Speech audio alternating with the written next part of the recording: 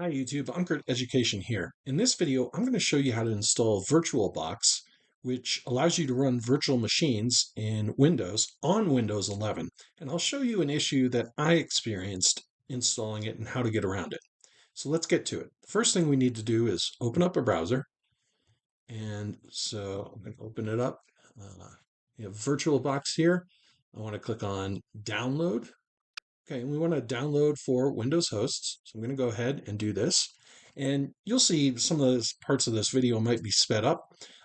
Just keep in mind it might take a little bit longer if you're doing this in person, or it might be faster depending on your computer. Okay, so now I'm going to open the file. After being yes to accept the device, I'll get this message. It says Oracle VM VirtualBox needs the Microsoft Visual C++ 29 redistributable package being installed first. Okay, so we got to install that. So I'm going to open up another tab here and search for the Microsoft C++ 2019 redistributable.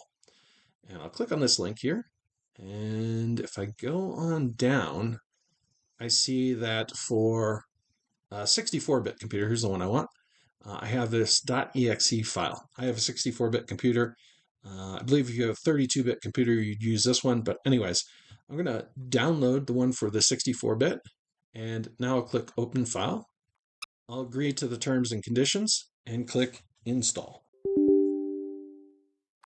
After accepting that this will make changes to my computer, I'll install it and click Close. And at this point, I think what I'm going to do is restart my computer. Time before, I didn't restart my computer and I had to uninstall and then reinstall VirtualBox. The one thing I got to get rid of is this, so I'll click OK and Finish.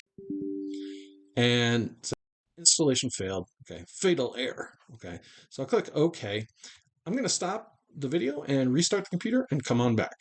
Okay, I'm now back. Okay, so now I'm going to go to my downloads here.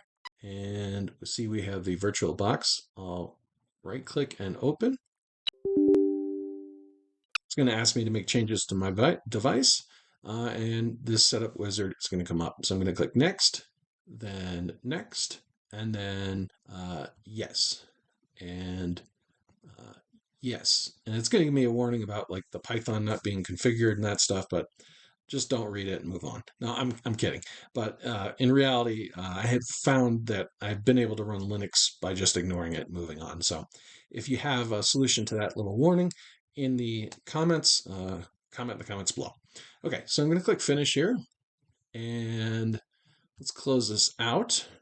And it's going to open up. And you'll see here from a previous installation, I installed Debian. That's the next video in the playlist I'm going to have.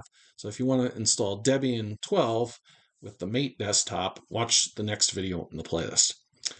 Hopefully that helps you out. If it does, please like and subscribe, and thank you for watching.